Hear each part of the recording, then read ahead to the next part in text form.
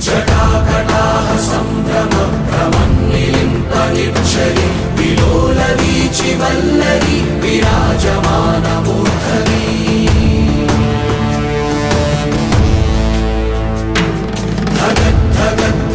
ജ്വലല്ലലാടപട്ടപാവകേ കിശോരചന്ദ്രശേഖരേ പ്രതിക്ഷണം മമ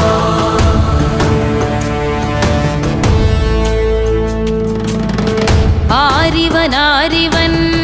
കല്ലും തൂക്കിപ്പോയിടുന്നോൻ പൈതൽ പോലെ തോളുമേലെ